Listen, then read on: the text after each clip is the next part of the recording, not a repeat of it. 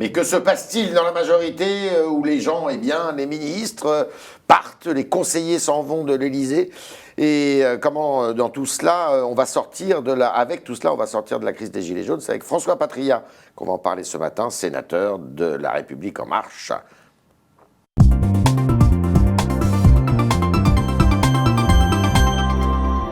François Patriat, bonjour. Bonjour. Alors, le départ de 3 ministres en pleine crise des Gilets jaunes, ça la fout mal, non?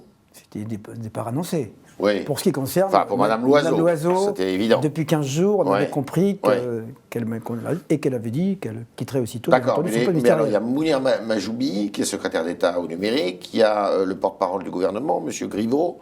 Ça fait un peu... Alors, vous avez compris que ces deux amis, candidats à la mairie de Paris. Mounir, comme Benjamin, que je connais depuis toujours, Benjamin du Bourguignon, je l'ai vu élire conseiller départemental, je l'ai vu à Chalon-sur-Saône, j'ai travaillé avec lui à la région Bourgogne dans une parfaite intelligence, il était très brillant à Chalon-sur-Saône.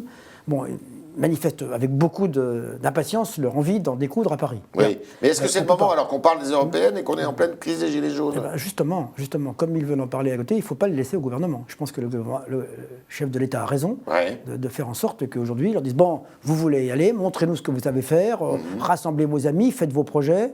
Il y a déjà un député qui est... Je pense que c'est une mesure de salubrité politique. Si D'accord, il faut les remplacer. Prenez le mot salubrité au terme pas péjoratif du tout. Bien sûr. Dire que c'est bon pour le débat qu'ils puissent aller le mener sur le terrain parce qu'ils ne vont pas faire des médias aujourd'hui. Ça éclaircit les choses. Je pense que de mélanger les choses, de savoir qu'on est ministre en même temps, prendre la parole tous les jours, porte-parole du gouvernement et dans le même temps manifester son intention d'aller fermement à Paris. D'accord, il faut les remplacer. Je pense qu'il y aura demain et ces deux ministres. C'est demain Non, moi je pencherai plutôt pour lundi. Lundi, et connaissant un petit peu l'équipe gouvernementale, je me dis, j'ai pas d'informations, mais je pense que ce sera plutôt début de semaine. Et alors, à cela s'ajoute, comme vous l'avez lu dans le Figaro ce matin, bien pas mal de conseillers de l'Élysée qui s'en vont. Près d'un tiers d'entre eux sont déjà partis ou songent à partir. C'est quoi? C'est l'exercice du pouvoir de plus en plus solitaire du président de la République? Non, personne ne quitte les navires, mais moi, ce sont tous des amis que j'ai vus pendant la campagne. Oui. Il faut imaginer que ça fait 3 ans qu'ils font du 20/24. Eh ben oui, mais ça, c'est le boulot. Hein. Mais non, on n'a jamais vu... Je n'ai jamais vu un président dormir 4 heures par nuit et travailler comme il le fait aujourd'hui. Les messages la nuit, le travail le matin à 7h30. Il vous réveille la nuit, vous, le président de la République? Il met des messages la nuit, oui, comme à tout le monde. Oui. Et vous lui répondez la nuit aussi? Quand je ne dors pas, oui. Si le bip me réveille, alors je mets toujours le téléphone malgré tout. Mais enfin, ça arrive quand même pas tous les jours. Hein. Je ne suis pas de ceux qui mettent des messages tous les jours au président. Donc, vous comprenez que moi, Ismaël, pour qui j'ai beaucoup d'amitié, c'est quelqu'un qui était très engagé dans la campagne. Qui était un proche du président de la République, qui est proche du président de la République. Ils ont besoin de vivre à côté, ils sont jeunes. Et il écrit un livre avec un autre conseiller, M. Amiel d'ailleurs, et ils ont décidé ils ont décrété que ce livre était incompatible avec un maintien à l'Élysée. C'est pas eux qui l'ont décidé, c'est le chef de l'État qui l'a décidé. D'accord. Le chef de l'État avait fixé pour règle, on ne publie pas tant qu'on est à l'Élysée. Si on publie, si on écrit, on quitte l'Élysée. Je pense que d'un côté, Ismaël est jeune, il a envie d'avoir une vie, il a des idées à émettre. Mais je pense que ces gens qui aujourd'hui n'ont pas quitté le navire, mais au contraire partent de l'Élysée, c'est pour aller faire la campagne. Service. Monsieur Émélien, qui était sur une radio hier, dit « Emmanuel Macron ne pourra pas être candidat à l'élection présidentielle de 2022 si on ne réussit pas d'ici là ». C'est quand même s'il le pense, ça se dit pas, ça, quand on a été aux côtés du chef de l'État. C'est une évidence. Mais il reste que, je pense... Mais ils n'ont pas les manières, ils n'ont pas la façon, ils n'ont pas les codes, ces gens-là. Non, mais peut-être cette façon, j'allais dire, parfois qui paraît un peu provocatrice au premier degré, il faut la lire au deuxième degré. C'est-à-dire que nous nous engageons à côté du président pour qu'il réussisse. Mais les Français, ils sont au premier degré, ils sont pas au deuxième degré. Peut-être, moi, je vais vous choquer, mais moi j'ai aimé le pognon de dingue. Oui. On me dit que c'était une phrase d'Ismaël. De dire simplement, si les gens regardent, écoutez, c'est pas qu'il faut dépenser moins d'argent, c'est qu'on dépense beaucoup d'argent et que ça ne fonctionne pas. Donc il vaut mieux en dépenser plus, mais que ça aille mieux. Mais il y a peut-être une façon de le dire. Oui, c'est parler comme ça, c'est susciter le débat. Alors ça l'a suscité, et puis il faut l'expliquer après. La fonction ministérielle ou la fonction de conseiller à l'Élysée, elle exerce beaucoup moins elle a moins de prestige aux yeux de ces gens-là que par le passé. Vous imaginez les vieux grognards du gaullisme quitter le navire comme ça? C'était pas possible. Non, mais est-ce que vous imaginez la transparence de l'Élysée à cette époque-là? Vous imaginez? Moi, je dis des choses, si on avait, il y a 20 ans ou 30 ans, enquêté sur la mairie de Paris ou sur l'Élysée, comme c'est fait maintenant, les choses auraient été bien différentes. Vous êtes confiant, vous êtes un optimiste, vous. Moi, j'ai appris à ne pas douter. Alors qu'on a l'impression que quand même le chef de l'État, ça vacille un peu. Alors, reprenons les faits pour dire, c'est pas la bouteille à moitié pleine ou à moitié vide. C'est le bourguignon qui parle. C'est la bouteille qui se remplit. Donc voilà. Pourquoi? J'ai dit, regardons les choses. Est-ce que vous, et votre journal, et vous-même, M. Tabar, qui est un expert, vous ne ressentez pas aujourd'hui le mieux économique? Il y a un mieux économique que tout le monde souligne. Sur le plan statistique, mais bon, mais d'accord. Le mieux-être, vous avez vu, ils sont sur les ronds-points. Si on arrive à désendetter la France, si on arrive à avoir moins de déficit public, si on arrive à descendre en dessous de la barre des 3%, si on arrive à baisser les impôts, c'est ça. Et si on arrive à travailler plus, et si le chômage baisse, ce que je veux dire par là, alors les gilets jaunes, j'entends bien, mais vous avez vu qu'aux élections, ils représentent 3%. Oui, donc, mais enfin, leur voix se déporte sur d'autres 3%. Partis. Moi, je veux bien qu'on pèse en politique à 3%, je ne sais pas faire. Donc moi, je ne pense que je pense que le cap doit être gardé. Emmanuel Macron sera réélu s'il continue à donner l'espoir. Tienne ses promesses. Non, il faut donner l'espoir et qu'il tienne ses engagements. Alors, on ne va pas tomber dans les chiffres comme le dernier. Mais moi, si, à la fin de ce quinquennat, ce que je crois, le chômage a baissé de façon substantielle.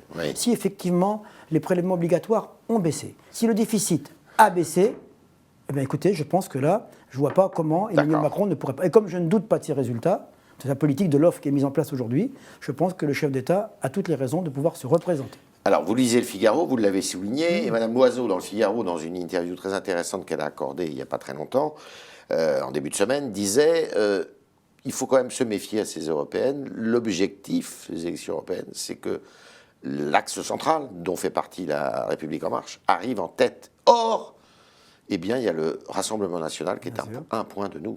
Bien sûr. Si vous n'arrivez pas en tête, qu'est-ce qui se passe là? C'est un séisme. Non mais, vous savez, ce problème d'arriver en tête, je me souviens, peut-être même avec vous, au mois de janvier 2017, alors que les sondages donnaient 28 à Mme Le Pen et 18 au président Macron. J'avais dit, nous finirons devant. Nous finirons devant. Et là, vous dites la même chose pour les européennes. Et je vous dis demain, nous finirons devant. Parce que nous avons une liste qui a la différence des autres. Je n'aime pas dire du mal des autres, mais pas du tout. Mais on voit bien que dans les protagonistes pour les européennes, l'offre. Dans l'offre qui est faite, il y a les partis qui autour parlent politique politicienne. Je pense à la gauche qui essaye de se recomposer difficilement. Ils n'y arrivent pas d'ailleurs. Bon, ils essayent, ils n'y arrivent pas. À droite, on essaye de se réinventer. On va en parler de la droite. On essaye de se réinventer politiquement. Et on ne parle pas d'Europe, on parle en négatif de l'Europe. La seule liste qui aujourd'hui a une représentation qui fait preuve de renouvellement, j'allais dire, de professionnalisme, d'engagement et d'engagement européen, nous parlons d'Europe et nous nous appuyons aujourd'hui sur la tribune d'Emmanuel Macron, Renaissance, qui fixe pour l'Europe un cap et qui donne 8 ou 9 pistes intéressantes. Mais personne ne l'a lu, cette tribune, à part les experts, vous, moi, les Français n'ont pas lu la tribune. Écoutez, ça va être l'occasion maintenant de la diffuser et de la vulgariser. Voilà. Quand on parle de bouclier social, quand on parle de défense européenne, quand on parle de politique Il a changé d'ailleurs son discours sur l'Europe, le président de la République, qui était beaucoup plus, je dirais, européen BA, on va dire, même si le terme est exagéré. Il est revenu avec des mots, on va revoir Schengen, il faut revoir Schengen, il faut reconsidérer je dirais le bouclier social, enfin beaucoup de choses qui peuvent parler justement à des Français qui partagent les idées des Gilets jaunes. Tout à fait, vous avez raison. Le volontarisme à lui seul ne suffit pas, il faut des actes. Or, le chef de l'État a montré que sur les travailleurs détachés... C'est l'Europe qui protège. Non, c'est une Europe qui protège et qui émancipe. D'accord. Et surtout, qui permet de résoudre des problèmes qu'on ne peut pas résoudre en dehors d'une vraie politique européenne. D'accord. Alors et les autres n'en parlent pas. Vous avez parlé de la gauche qui est en miettes, vous avez parlé de la droite. La droite, justement, on regarde les sondages. Elle était donnée pour les élections européennes, les Républicains, à moins de 10% il y a 2 mois. Aujourd'hui, ils sont plutôt autour de 14-15. Avec un homme dont les électeurs de droite disent tous qu'il est quand même assez séduisant, qui s'appelle François-Xavier Bellamy. Vous n'avez pas peur de cette remontada possible de la droite? Je ne suis pas d'avoir peur ou pas peur. Ce que je vois, c'est que c'est la traduction de ce qui se passe sur le terrain. Aujourd'hui, ça veut dire qu'il fait une bonne campagne. Ce qui se passe au terrain. Pas tellement ça. Je crois que c'est les événements autour du Gilet jaune aujourd'hui. Il y a un certain nombre de personnes qui disent ce gouvernement, avec l'ordre, avec le désordre qu'il y a aujourd'hui, est-il capable de rétablir l'ordre? Donc il y a une tendance à dire il y a des gens qui ont douté de la volonté du gouvernement à faire en sorte que le calme revienne et que l'ordre soit... Et là, je pense, moi j'ai vu des électeurs de droite qui m'avaient dit j'ai voté Macron, mais je vais peut-être revoter pour les Républicains. Mais, vous n'avez pas peur de ça, qu'ils reviennent à la maison finalement, ces gens-là? Je pense que, malgré tout, Je vois surtout que M. Bellamy, que je connais peu, mais dont on me dit qu'il est brillant, et je vois qu'aujourd'hui il a un discours. Mais ce discours. Qui n'est pas agressif vis-à-vis de vous. Il fait ça. Pas du tout agressif, mais c'est la liste de M. Wauquiez. Et le ministre de M. Wauquiez, on sait bien qu'aujourd'hui, son seul but, c'est de courir après les voix de Mme Le Pen, et que la stratégie ne va pas changer. Il est là aujourd'hui, c'est le candidat de M. Wauquiez. Il a été mis là par lui, et que M. Wauquiez, dans sa stratégie de rapprochement de l'extrême droite, malgré tout, parce qu'elle ressortira pendant la campagne. On peut être aujourd'hui très ouvert, on peut être même bisounours, j'entends bien, mais que les Républicains soient à un niveau, qui soit à 12, 14... Et ils peuvent venir perturber le match entre... Non, je ne pense pas. D'après vous, je pense pas. Je pense que durablement, la droite est fracturée aujourd'hui, les amis de M. Juppé nous ont rejoints, une partie de mes amis de M. Raffarin nous ont rejoints. Oui, ça, c'est les têtes de gondole, j'ai envie de dire. Oui, mais ils sont suivis. Regardez, aujourd'hui, Fabienne Keller qui nous rejoint, c'est pas que les têtes de gondole. Oui, d'accord, mais c'est pas gentil pour elle, ça. Non, mais elle nous rejoint, c'est pas une tête de gondole. Je dis, elle est connue, elle est reconnue. Mais c'est gentil pour elle. Je pense qu'elle pèse de son poids. Il a été élu, le président Macron, avec au premier tour de la présidentielle des voix de gauche. Depuis, on voit bien dans les sondages, dans l'analyse des sondages, si on affine que ceux qui les soutiennent principalement, ce sont des électeurs de droite. Donc il ne faut pas qu'il les perde, ces électeurs de droite, là, s'il veut continuer. Où sont-elles les voix de gauche aujourd'hui ? Il n'y en a plus de voix de gauche. Non, mais alors, ils sont devenus quoi, les électeurs de gauche ? Ils vont peut-être s'abstenir, ou non, ils sont sur les ronds-points. Mais non, ils reviendront voter pour Emmanuel Macron, parce que, allez, si aujourd'hui il y avait une présidentielle... Ouais. Il serait réélu ? Bien sûr, mais je ne doute pas. D'ailleurs, je pense que l'objectif, moi je vous le dis, c'est de faire mieux qu'au premier tour de la présidentielle. D'accord. C'est notre objectif. Et ça évite tous les écueils. L'objectif pour 2022 pour les européennes. C'est-à-dire plus de 22. C'est de faire plus que 22-24. Oui. D'accord, ok. Comment on sort de la crise des Gilets jaunes, François Patria ? On en sort par la considération. Oui, par le dialogue. Non, mais il faut. Le dialogue, ça y est, ça fait 3 mois qu'il est là. D'accord, mais il faut montrer que les Français sont considérés, qu'ils sont écoutés, qu'ils sont entendus. Ce matin, le chef de l'État était avec des jeunes à l'école, et avec Blanquer pour parler de l'école inclusive. Bien. Et on en sort après avec une vision, une stratégie, et puis avec des annonces, bien entendu, qui ne seront pas miracles, mais des annonces qui seront échelonnées dans le temps. Il y aura un premier niveau d'annonce, il y aura des choses qui seront annoncées de facto, il y aura des choses qui seront mises en place avec des textes de loi, et puis il y aura des choses qui seront mises en place avec un référendum ensuite, et on verra dans le temps comment... Référendum, vous êtes pour ? Référendum à question multiple ? Vous savez que moi, j'étais dès le mois de décembre, je me souviens, quand on s'était rencontrés, je vous avais dit, moi je suis pour un référendum le jour des européennes. D'accord. Je vous l'avais dit comme tel. Ça ne sera pas le cas, en tous les cas. Je ne pense pas que ce soit aujourd'hui. C'est pas possible. Et je pense que j'ai changé un petit peu de vision, parce qu'à l'époque, la demande était institutionnelle, le RIC.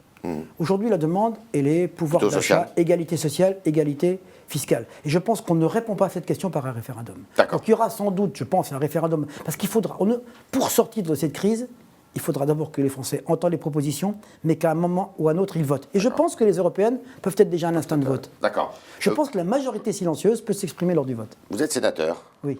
Qu'est-ce que vous avez pensé de la position du bureau de la Haute Assemblée quand il a été question, et ça a été le cas, de signaler le cas de 3 collaborateurs du président de la République à la justice dans l'affaire Benalla ? J'étais surpris et indigné. Vous ne parlez plus au président du Sénat ? Bien sûr que si, on se connaît depuis, vous savez que nous sommes tous les deux vétérinaires, etc. Bon, mais je ne connais pas, non, les rapports d'amitié que j'ai avec lui n'entachent pas. Mais surpris parce que je pensais justement que le poids du président du Sénat l'emporterait sur les outrances guerrières de la majorité. C'est une décision politique. Alors c'est une décision totalement politique. De surcroît, pour 2 raisons. D'abord parce que, admettons aujourd'hui que ces personnes de l'Élysée qui sont venus devant la commission auraient très bien pu s'y soustraire. Rien ne les obligeait à venir. Ils sont venus, bonne foi, ils se sont exprimés, ils ont dit leur vérité, la vérité. Et on voit bien que, ce qui intéressait la commission des lois, je le dis sans animosité à l'égard de son président, et même des socialistes, j'en ai parlé hier soir avec Jean-Pierre Sueur, c'était pas de savoir ce qu'avait fait M. Benalla ou pas.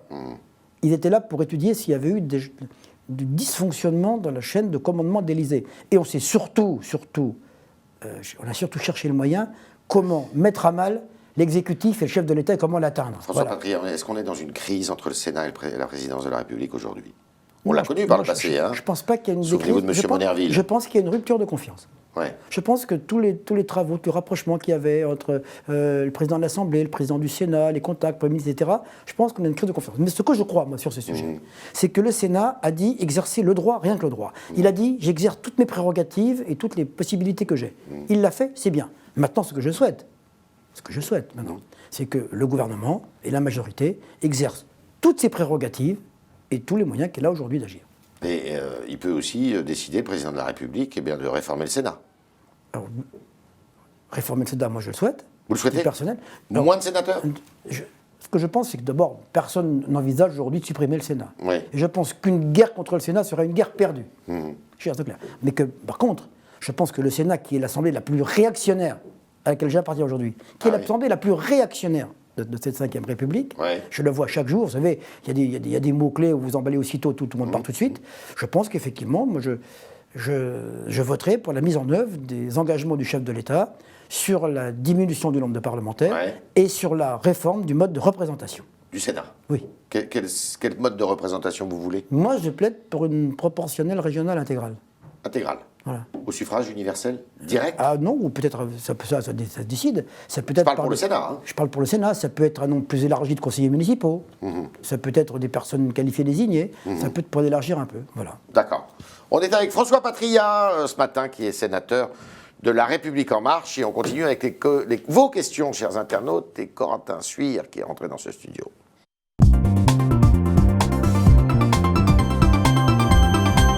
Non, vous ne pouvez pas partir. Non, très bien, je Vous voulez partir, François Patriat. Mais non, mais les questions qui y sont posées, c'est pour vous. Ah, très bien. Vous n'allez pas y échapper, Corentin. Bonjour Yves, bonjour François C'est Patriat. avec bonheur que je reste. Alors on va commencer par une première question de Antimac, un internaute fidèle du Figaro. Pourquoi les Français ne ressentent pas une amélioration de leur pouvoir d'achat ? Oui, il a raison, cette question est tout à fait valable. Les Français, ils ressentent toujours ce qui va plus mal, jamais ce qui va mieux. C'est comme ça. C'est comme ça. Vous demandez aux gens sur tel ou tel principe ce qui va mieux. Par exemple, les gens ils vous disent ah ben la CSG, hein, c'est terrible la CSG, je suis retraité. Mais pareil vous dit j'ai une diminution de 30% de ma taxe d'habitation. Voilà l'exemple. Voilà l'exemple. C'est comme ça. Les Français, c'est comme ça. Mais vous savez, la France, quand on est Français, c'est aussi la France. Si on vous dit que les chiffres de la dette diminuent ou que des prélèvements obligatoires diminuent, individuellement, ça ne veut rien dire. Mais ça veut dire que comment peut-on penser aujourd'hui que les Français iraient mieux si la France allait plus mal ? Si la France va mieux, forcément que les Français iront mieux, qu'on pourra baisser les impôts, par exemple. Alors, Dangas nous dit « La République En Marche est le parti majoritaire, mais la contestation est très forte. Comment expliquez-vous une telle contestation ?» Il précise que ce n'était pas le cas de l'ex-UMP ou du PS quand ils étaient au pouvoir. Contestation de qui ? De La République En Marche, du parti. Par rapport à qui ?